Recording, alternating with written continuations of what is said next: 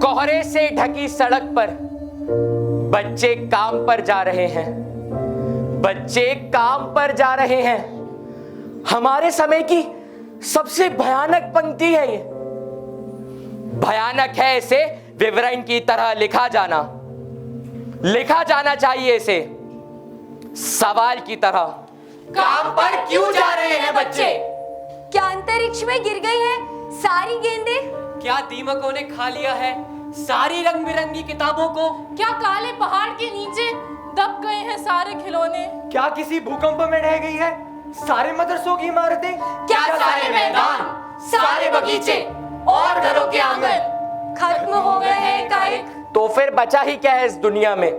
कितना भयानक होता अगर ऐसा होता। भयानक है लेकिन इससे भी ज्यादा ये कि सारी चीजें हैं हस्ब मामूल। कि सारी चीजें हैं हस्ब मामूल, हस्ब मामूल, हस्ब मामूल, हस्ब मामूल, हस्ब मामूल, हस्ब मामूल, हस्ब मामूल।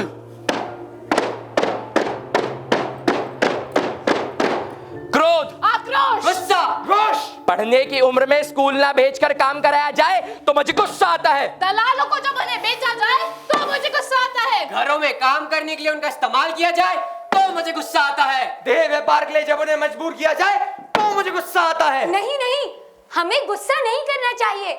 हमें बचपन से यही सिखाया गया है। इससे बुद्धि भ्रष्ट होती है। क्रोध को काबू करो, उसे दबा दो, क्रोध को पी जाओ। पर क्यों? क्रोध एक ऐसी ऊर्जा है जो हम में से प्रत्येक नौजवान में निहित है। हम में से सबसे क्रोधी नौजवान वो है जो अपने क्रोध को विचार में और विचार को क्रिया में रूपांतरित करे।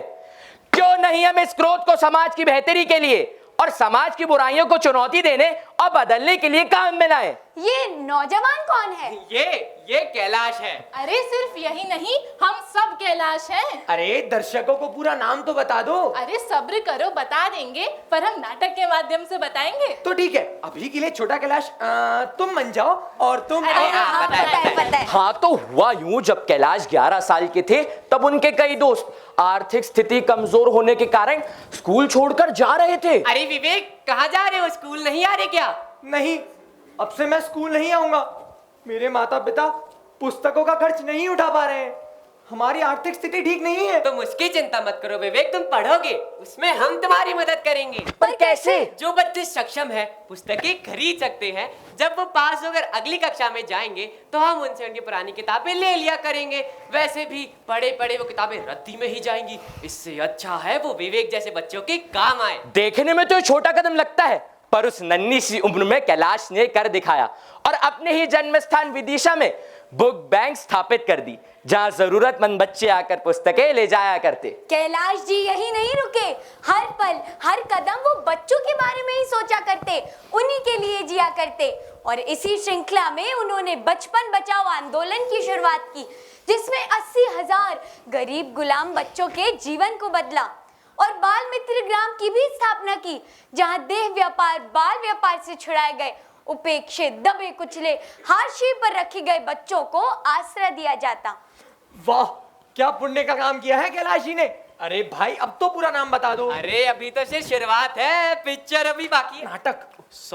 नाटक अभी बाकी है मेरे दोस्त। विश्व भर में कालीन बनाने के लिए अधिकतर बाल मजदूरों का प्रयोग किया जाता है। जर्मनी में हुए गए एक टीवी साक्षात्कार में एक महिला द्वारा इस बात पर प्रश्न उठाने पर कैलाश जी ने उसे गंभीरता से लिया और रंगमार्क नाम के कालीन को बढ़ावा दिया। रंगमार्क ये दर्शाता है कि किसी भी कालीन को बनाने में बाल मजदूरों का प्रयोग नहीं हुआ है।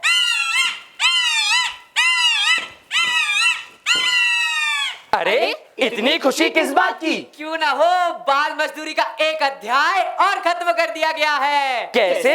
अरे कैलाश जी की ही एक महत्वपूर्ण कोशिश थी कि सर्कस में बच्चों का प्रयोग नहीं किया जाएगा। और भारत में ये कानून 2011 में लागू हुआ। वाह, क्या डेयरिंग बाज है कैलाश जी? अरे भाई अब तो पूरा नाम बता दो। अब बता ही देते हैं। कैलाश जी महात्मा गांधी से प्रेरित थे, इसलिए अपने शहर में छुआछूत को मिटाने के लिए गांधी जी के जन्म दिवस पर उन्होंने भोज का प्रबंधन किया, जिसे अछूत लोगों द्वारा तैयार किया गया था। इस भोज में शहर के बड़े बड़े नेताओं को भी आमंत्रण गया, जिसे उन्होंने सहर्ष स्वीकारा। पर समय आने पर सब अलग अलग कारण देकर मुकर गए। कैलाश जी हताश होकर रोने लगे। तभी एक वृद्ध अछूती ने कहा, बेटा, तुम एक ऐसे परिवार से हो जहाँ हमारी परछाई पड़ना भी पाप है, और तुम हम अछूतों के हाथ से बना खाना खा रहे हो, जो आज से पहले कभी नहीं हुआ। तुम जीत गए बेटा। इस घटना के बाद जब वे आधी रात को घर लौटे तो उन्होंने देखा कि आस पड़ोस और परिवार के बड़े बुजुर्ग कैलाश जी का इंतजार कर रहे थे। लो, आ गया कुल का नाम मिट्टी में मिलाने वाला रे। अरे उन अछूतों के हाथ का खाना खात तुम्हें जरा सी भी लज्जा नहीं आई? तुम्हारे परिवार को जात के बाहर कर दिया गया है। बड़े बुजुर्गन ने ये फैसला लिया है कि जब गलती कैलाश ने की है तो सजा भी सिर्फ कैलाश को ही मिलना चाहिए। तो भोजी अपने मोड़े को बोलो कि गंगा में डुबकी लगाए, 101 ब्राह्मणन को भोज कराए और उनके चरण धोकर भी पानी ग्रहण करे। मैं इसे कतई स्वीकार नहीं करूंगा। तो ठीक है, तुम्हें जात से बाहर किया जाता है, जात से बहिष्कृत किया जाता है। हाँ? आप क्या मुझे जात से बहिष्कृत करेंगे? मैं खुद ही ऐसी जात का बहिष्कार करता हूँ जिसमें मानवता के प्रति दया, करुणा, सहानुभूति ना हो। आज से मैं कैलाश नहीं, कैलाश सत्यार्थी कहलाऊंगा। सत्यार्थी, सत्य की खोज करने वाला, सत्य का साधक, सत्य का सार, सत्य का अन्वेषी कैलाश सत्यार्थी। जी हाँ, प्रजातंत्र की रक्षा कहे जाने वाले कैलाश सत्यार्थी को बच्चों और युवाओं के दमन के खिलाफ उनके संघर्ष और सभी बच्चों के शिक्षा के अधिकार के लिए 2014 में शांति के लिए नोबेल पुरस्कार से सम्मानित किया गया। उन्होंने इससे मध्य प्रदेश ही नहीं पूरे भारत का नाम गर्व से रोशन किया।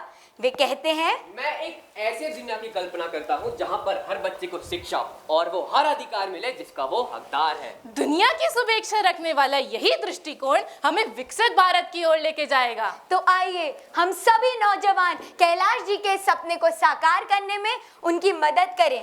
हो गई है पीर पर्वत सी पिघलनी चाहिए, इस हिमालय से कोई गंगा निकलनी चाहिए। मेरे सीने में नहीं तो तेरे सीने में ही सही, हो कहीं भी आग लेकिन आग जलनी चाहिए, हो कहीं भी आग लेकिन आग जलनी चाहिए।